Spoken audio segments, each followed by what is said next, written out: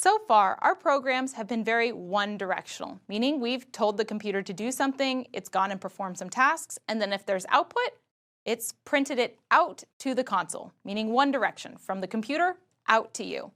But that's pretty boring. That's not how we're used to interacting with software. We're used to a back and forth where we give the computer something, it does some work, and then it returns back certain pieces of information. It's as if we need a way for us to put things into the system. Well, as it turns out, there's a way to do that. Let's think about our basic Hello World program. Before, we just printed out the words Hello World. But what if something like this, we paused for a moment to let the user type in their name. Then when they typed it, we saved it in a variable, and then we greeted them appropriately. This is called an interactive program. And the only thing we're missing in order to accomplish this is something that listens for when the user types into the console. That thing is called a scanner. A scanner is a special Java API that knows how to listen for when you're going to type things in the console. It's a way to send things back and forth between you, the user, and the computer. In order to implement Scanner, you're going to need to add a few different pieces to your code. The first thing you're going to need to add is the import statement. Scanner doesn't come with all of the Java code by default, so you have to tell it to go find the code. Otherwise, you'll get a cannot find symbol error. To add an import statement, you use the keyword import and then a space and then whatever code you need to add. In this case, we're going to add the code that's located at java.util.scanner and then end the line with a semicolon. And this line goes before your class header even.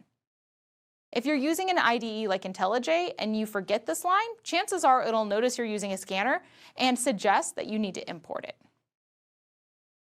The second thing you need to do is actually create a new scanner.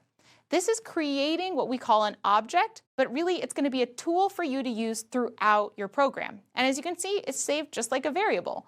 It starts with the type, which is scanner with a capital S, and then you give it a name. I like to call my scanners input because that's what it is. It's listening for input from the user.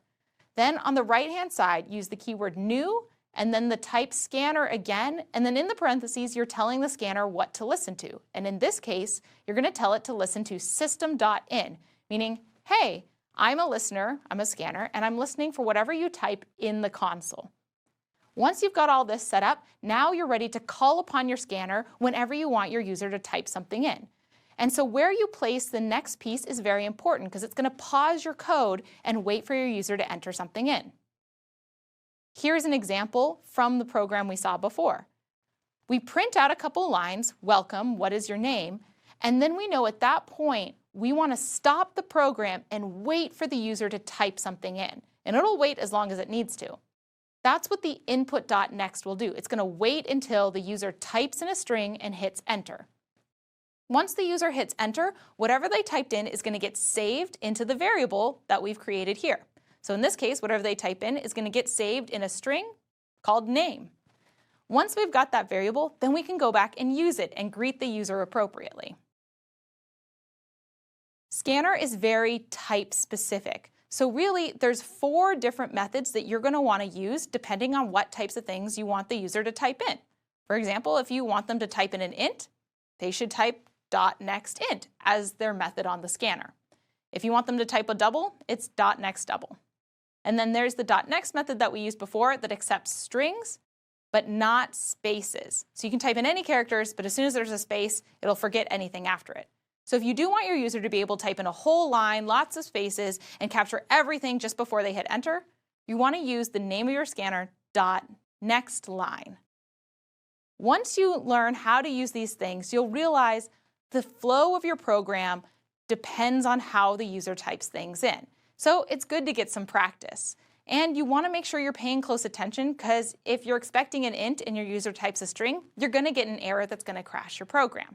But since you already understand lots about data types, all you need to know is make sure that you're saving what they type in the proper data type as a variable and using the correct scanner method. With these 4 methods, now you can create interactive programs and have a real back and forth between you and your programs.